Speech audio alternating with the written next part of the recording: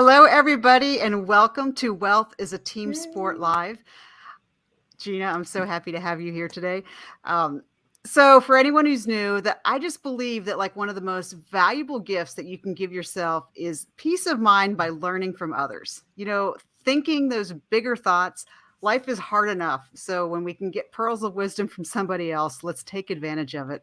And Gena is going to just share some really awesome stuff that I think it applies to anybody in any career field. So it's going to be a really fun conversation. But one of the things I wanted to address for anyone who's new and going, why is a financial person having this kind of conversation? And I think it's whatever you're doing in life, it all comes down to connection. So it doesn't matter what your business is or what your job is. And connection is where we all start to build trust. And that's where everything has to start. And so this is success for my business. And then everyone I talk to, I think it's success for them. So that's what we're going to do. And we're going to have a really awesome interview. So let me go ahead and just read a quick bio about Dr. Gena Cox so you kind of know who we're talking about, and then we'll jump right in. So Dr. Gena Cox is an organizational psychologist, executive coach, and keynote speaker. She has worked with Fortune 500 leaders for over 20 years to help them build cultures in which managers respect, develop, and elevate all employees. Gena imagines a day in which the term diversity and inclusion becomes just another name for great 100% leadership.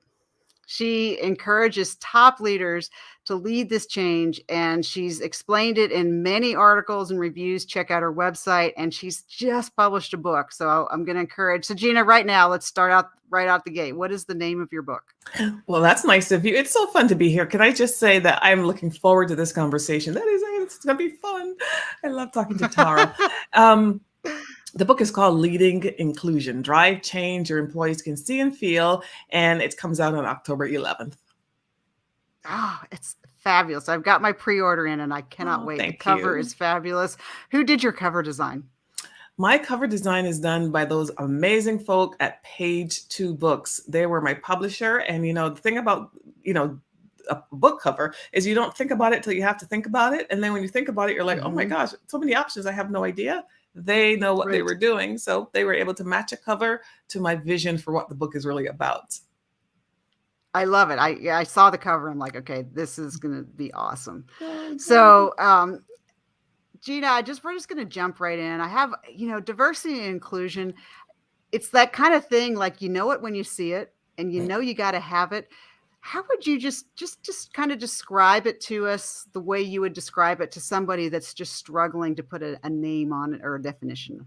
Well, first of all, talking about? Yeah, well, first of all, you need to know that I don't love those terms at all. I will use those terms because those are the terms and I do use them. I don't mean to suggest that we shouldn't use them because I do use them. I just don't love them because, as you said in my introduction, I just so wish that we could get to the point where we didn't even need these terms because really these are constructions. These are terms meant to identify that there's something we're going to do to help support people who are on some variation in the human spectrum.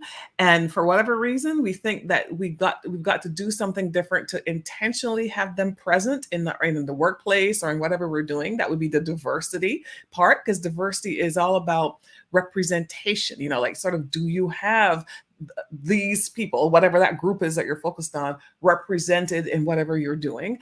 And then the inclusion piece, which I think is even more important, I like to say inclusion tops diversity, is what is the experience that those folks are having once they come into that situation. And the experience is, of course, the day-to-day experience with the people with whom they work, with their managers. It's also about whether they're getting access to all of the things like promotions and training and visibility and influence that would make them feel like they're also thriving as everybody else is. Right. So if you're going to be patient, I want to kind of pick apart this a little bit if we can. Sure. We're going to geek out a little bit. So, and right now I'm doing some Air Force Reserve time. So obviously diversity and inclusion is something that we want. But I think these words can quickly become like the mantra where people are like, okay, we all know we should have it, but we don't know what it is. And I think diversity, there's the visual, right? We're all visual. So you can see color, black, white, Asian, whatever, men, women. But to me, that almost feels very superficial. because there's also this whole layer of like socioeconomic and where did you grow up and were you from the north or from the south or from the city or from there's just it's much more complex, I feel like, than just color. Or would you say color is the most important thing? Well, absolutely agree with you. I don't think color or race or ethnicity are the most important things. I think in the United States, because of our particular history of race, of slavery, that Right. the reality is that today, the experiences of people of color, particularly Black people who are the descendants of slaves, are very particular. I will tell you that, though. They can be very particular and they can be very specific, Mm-hmm. very unique. And they are that way because of this long history of being thought of as a subordinate group that I think originates Right. in slavery. But if you're asking me the question, which I think you are, and which I totally agree with, which is that do we only think about race when we think about this issue? The answer is absolutely not. Because, of course, it also has to do with neurodiversity and LGBTQ plus status. And I have a client in Finland, and when we were first talking about this topic, I could tell that they were struggling to see how it would apply. But as you so wisely pointed out, once you put a group of people together, we are really good at finding the ways that we vary. And so in their case, it might simply be the people from the north versus the south, the east versus the west. This is what Right. humans do. But again, the fact that humans do it means it's normal, but it doesn't mean that we can allow that when humans do it, that then means that some of these groups have inferior experiences or less positive experiences. So it's human nature to identify that we vary. It isn't acceptable that those variations should then have negative consequences for anybody. Okay. That I like that makes sense. Now, so then we get into the inclusion part, and so it's interesting because, like in any group of people, there's going to be people that you get together with for your club because you have same interests or hobbies, and there are a lot of things that are the same, but we're all different. We all have different backgrounds and families. So, how does inclusion because sometimes there's pressure, like when you're in a group to, like a common one that I've always experienced in the military, not as much anymore, but it used to be like, okay, well, everyone needs to have a drink. Like, and you make people who drink uncomfortable if you don't have a drink in your hand. So there's things like that to be inclusive. So how do you come at inclusion in a positive way? Yeah, I mean, so it's funny that you mentioned the drink thing, because by the way, I have a fix for that because that was such a standard operating procedure in every well, they were called cocktail parties. I don't think they're called that much Right. as much anymore in business, but after work, and you were required to do certain things, and when you would travel for work, I have a standard operating procedure that I still use, which is I go to the bar, I talk to the bartender or whoever, and I say, okay, put a ginger ale for me in this in a whiskey type glass, put some ice in there, and there we go, and I can sip on that all night and no one would bother me. Versus when I would show up with no glass, people were like, "What's wrong with you? Are you, Right, what's right. wrong with you? Are you judging me? Are you a teetotaler? What is your problem?" Which is bizarre. But it is to your point that this is what humans do. The number one urge that we seem to have as humans is that we should be similar and not vary. That is the human condition. So the way that I think about inclusion, though, is as I said before, I do think that it is because I primarily work in a work context. I think we do have there Hmm. are some expectations, right? Which is to say, everybody should be able to show up, perform, get paid, get promoted, get whatever, and then at the end of the day, or 10 years later, walk away and say, "I did what I had to do." That would be the stress free or the experience that has no extra static applied to it, right? That's what you want. But I already know, Right. based on the data, that that is not the experience that all employees have. So if I'm thinking about this in a work context or in these kinds of controlled environments, the reality is that a significant portion of the workforce would report that they were having these negative experiences. And if I think about data that I've looked at over the years, I could see the data. There were always variations by race and ethnicity. There were always variations by LGBTQ plus status, variations by gender, for sure. So I just think it requires a certain degree of thoughtfulness about the fact that these issues are real. But the irony is that if you look at data from the Pew Research Center, whereas almost 100% of Americans who are, let's call them people of color for a convenience sake, another silly word, but just, Let's just take Yeah. that group. A majority would say that they were having these negative experiences, and they have them on a regular basis, Black people in particular. But then people who were not Black or not people of color would say about half of them would say, I don't believe that's true. I don't believe you're having those experiences. So when you ask me, they don't believe it, right? They don't believe it could be Right, as right, bad or that it's real or that it happens every day.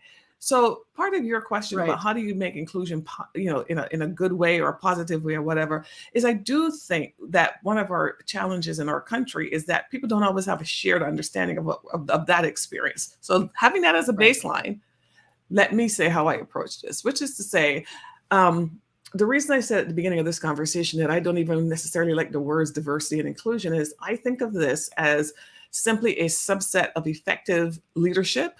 Um, in fact, I would go so far as to say if you can require managers and leaders to learn about math and accounting and marketing and a little bit of law and a little bit of finance, then you should also Hmm. require that they know a lot about managing humans, because that's what leadership is really all about, regardless of what the outcome Right. is that you seek, the product you create, or what you do to, in this entity. So if that's true, then how could you consider yourself to be an effective manager if you can't lead 100% of the people that you're responsible for leading? And how do you get to be effective at leading 100% of the people is you get to understand them, you connect with them, you know what the job requires, but you know what they require, and you lead your team. That's classic. So I say that diversity and inclusion that we like to put a label on and put in a box really belongs Hmm. as a subset of effective leadership. It's just, are you effective in leading everybody? And not so much as something that we put over to the side and have only certain people deal with it and certain people find the solutions. Because when we do that, this is why we end up with a situation where I see all these headlines, especially in the last couple of years, where say progress has stalled on diversity and inclusion. We're not making progress as quickly as we ought to. Those headlines are headlines usually about representation. Do we have a certain percentage of people in a certain position? Do we have enough? Where can we find more? And that is great. But the thing about it is, even an organization that isn't diverse, even in an organization that isn't diverse, you can still have a culture where inclusion is present, where people can walk into this situation and feel like whoever they are, they can get things done together. They're collaborative, they share, they're supportive of one another, and so on. So the two things don't necessarily even have to coincide, but it would be ideal, of course, if you could have the diversity and the inclusion. But inclusion is really about every person who does show up sort of feeling a certain level of respect. This is just a place that, as a human, you have every sort of right to be there, and that's just, there are no qualifiers. Um, I like to tell the story about. Well, this is a silly story, but it's a story nevertheless that does cause me to pause, because just because I talk about this stuff doesn't mean that I'm perfect at it, because you know what? That's the other thing. There is no such thing as being perfect about anything that has to do with humans. But I once walked up to a woman that I know but had not seen for a while, and I asked her, "When is your baby due?" Right? A question like that. I asked this question of this woman. Right. And I never Hmm. thought twice about it at the time, because I thought she was going to have a baby. The woman said to me, "I am not pregnant." Well, of Oh. course, I felt like a fool, but this happened years ago. I'll never forget it. But my point is this, that in that moment, I was just sort of sailing along, just no negative intention. But I did offend her because she wasn't. And first of all, who am I to ask her and to call her? Well, who knows what she was thinking? It wasn't any of my business. A million things she could have been thinking. But what it taught me is that when we talk about this whole thing about inclusion, I don't think we ought to frame it as if there are any rules for it, because the reason that the conversation gets so much attention, and it should get attention, but the fundamental thing that gets talked a lot about is this thing about implicit bias, right? And so you'll notice in the last 2 years after George Floyd was killed, there was a lot of talk about implicit bias. But the interesting thing about implicit bias is it applies to all of us in all situations, because anybody who's a human is going to express implicit bias, because all implicit bias is that us humans do not understand the ways that our brains work. We think our brains are Right. here to help us make great decisions and the best decisions, the smartest decisions. But what brains are really about is brains are designed to help us make quick decisions so that we can take quick action and be safe. It's really a survival mechanism is what brains are about. So because this is how our brains behave, what our brains tend to do is quickly classify people, classify things, classify situations so that we can make a quick judgment and decide if to go left or right, the whole, flight, versus fight thing. Mm-hmm. And in that effort, we make a lot of mistakes, a lot of misjudgments. It's a human condition, and that applies to everything we do, including things that have to do with race and gender. So yes, Right. it is terrible when our implicit bias causes us to walk up to a person in a grocery store and say, "Can you tell me the price of this?" And the person says, "Well, I don't work here. What makes you think I work here?" And you think that person works here because maybe you have some stereotypical notion of what an assistant might look like in a grocery Right. store. That could be Right. implicit Right. bias.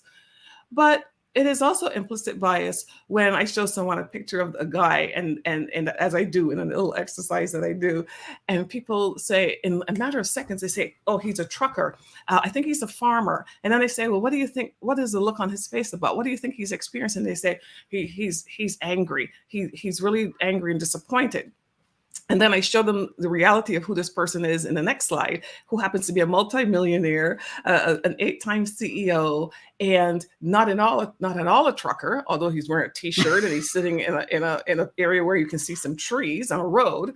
And Right. the look on his face was he's thinking about what is he going to say to his employees in his New Year message to his company. So Right. people make up stories. Our brains encourage us to do that because it's how we process information quickly. And a majority of the time, our judgments are incorrect. So I've been rambling on, but you know what? I do think this is a concept a lot of people don't necessarily know.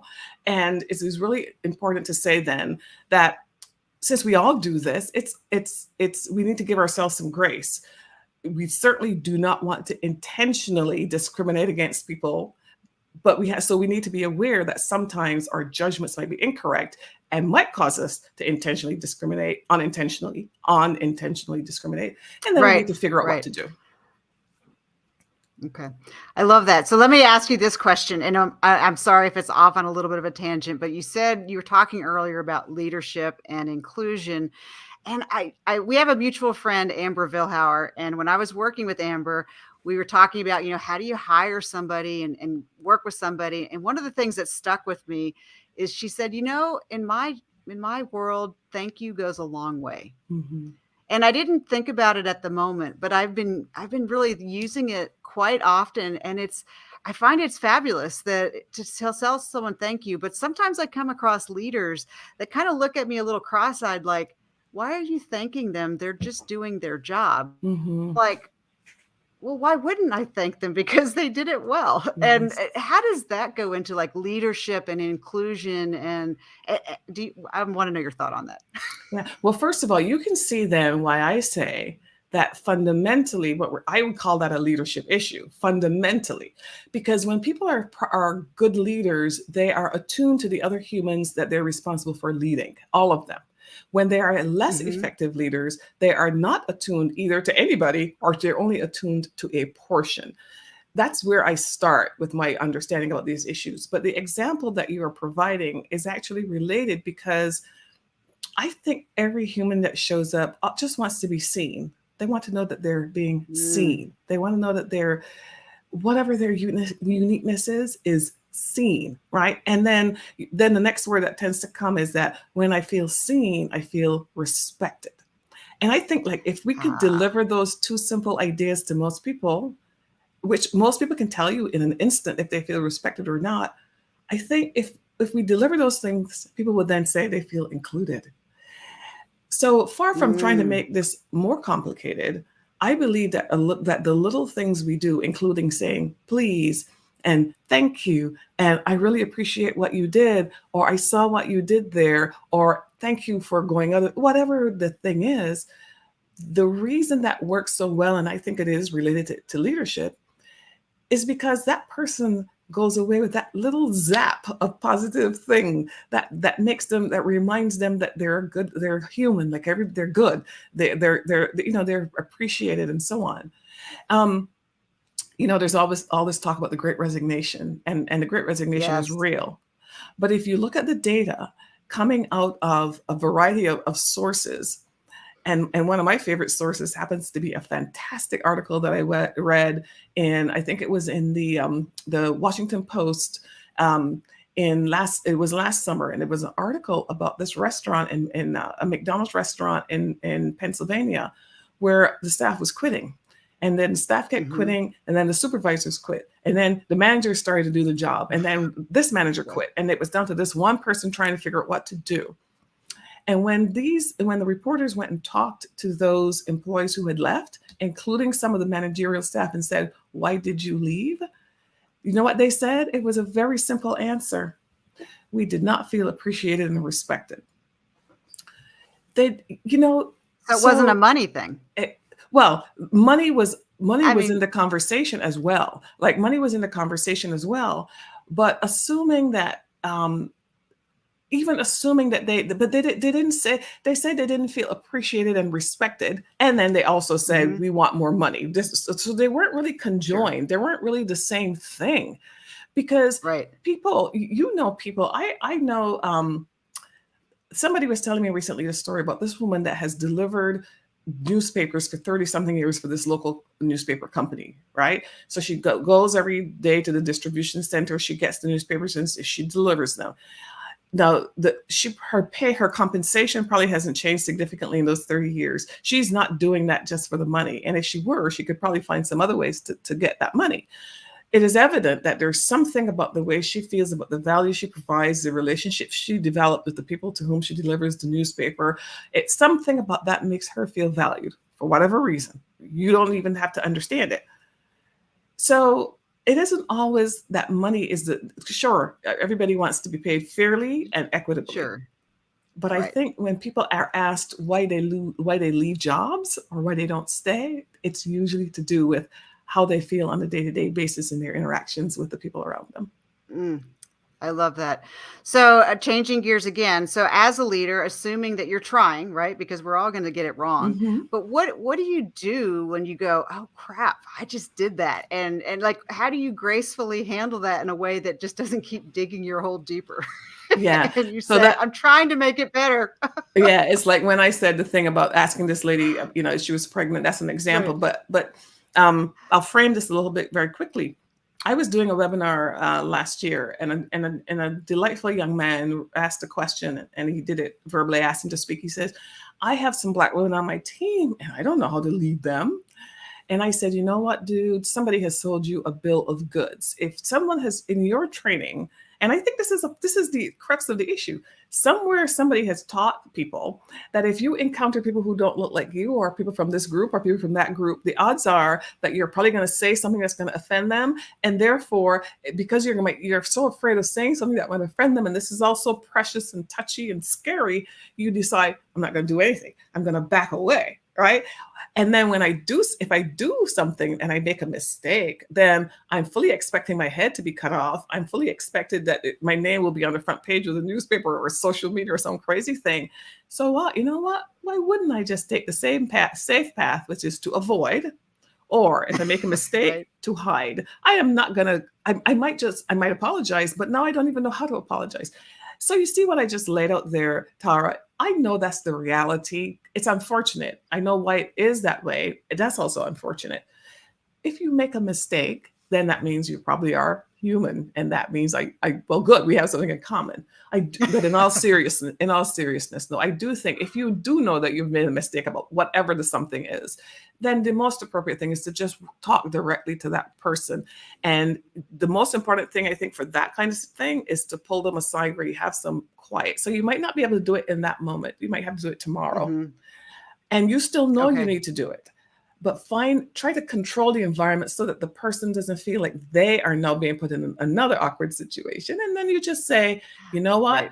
I realized that yesterday when I said or did, I didn't handle that in the best way. I just want to let you know that I realized that, And I just want to share that, I just wanted to apologize, or just to share with you that I'm aware that I could have done better in that situation. Now, you don't have to Okay. care how the other person responds. If the other person is a decent human being and a person who has good intention, they will say, I'm really glad that you told me, that you said that, because my feelings were hurt. And I went home and told my husband that you hurt my feelings. And it bothered me. But now that you Right. said this to me, I realize that you are Mm, thoughtful and that you and I can figure this out together. That's what a right. reasonable person would do in a work situation in particular. An unreasonable person might say, I don't know why you said these. They might not respond positively. That is not on you, however, I don't think, as a manager. So I say to leaders, if your instinct tells you that something is wrong, do something about it, but control the environment, speak directly to the person. You may have to, often an apology is warranted, and saying the words that I recognize that I have done something that was harmful, or that I didn't intend to be, but that I could tell from your facial expression that I offended you or whatever, calling it what it is and giving it to the person as a gift. And I don't mean to offend, but somebody by saying as a gift, but I mean as saying, I acknowledge that this is a problem, but then let's find a solution together and let's make tomorrow even better. Okay, I'll keep that in my hip pocket because that really happens, and it's It nice to, happens. yeah, yeah, and it's not your intent, but boy, sometimes it's hard. You're just like, oh, can I just have a rewind the tape and That's have why a I do say over? that's why I say connection, curiosity, connection, and comfort. I use those three C's because I say, why do we make this stuff harder than it has to be by Hmm. not giving people the grace in these moments so that they can find a solution? Because when I make a mistake, I don't want to Mm, make the mistake tomorrow. But if you don't communicate with me, I may make that mistake tomorrow. I don't want to offend you, and I don't want you to be offended. It's a two-way thing. And let me be very clear to somebody who might hear this and say, well, are you making excuses for people who do offensive things? Absolutely not. I'm not naive. I'm not stupid. I'm not any of those things. And nor am I even, I mean, like the person that I'm talking to about might be a mad manager. This might just be one of the million horrible things that they do. That's a whole different conversation. I'm assuming that what I am right, talking about is people with good intentions and goodwill who go into situations looking for a positive right, outcome. Hmm. right. Yeah. So I'm a planner, so I have to ask this question, and boy, the time is just flying by. But you talk about inclusion strategy, and that's kind of different than like diversity and inclusion work. So how do you look? What's the difference in a strategy versus doing the work? Well, my book is, I wrote my book primarily for executives and top level leaders and board directors and people like that, and MBA students and so on. It was very purposeful. And that is because I don't think that any of the things that we're talking about, meaning at a cultural level in organizations, I don't think they will change unless those definitions are, that those circumstances are defined from the top of the organization. I think it sits solidly in the laps of executives and top level leaders to set the tone and define Hmm. what behaviors they want in their organization and what they don't. Right. So that's in a way what I mean by strategy. Leaders need to say, this is our vision for this thing. This is why we want to do it. You need to be able to explain why you want to do it. Then you want to say, in order to achieve these, here are some things we want to accomplish. In order to accomplish these things, here's what we need to do. And this is how we need to be. This is how we need to behave. And then I'm going to hold all of my managers to behaving in these ways. And when we behave in those ways, we'll get good outcomes. And when you don't behave in those ways, you'll be penalized because you're not doing the things that we think we need to have an inclusive organization. So it's not just a statement from the top. It is sort of how that is permeates the organization. Now, one other thing I'd say about that is, especially in the last couple of years, organizations are doing more so-called training on this topic.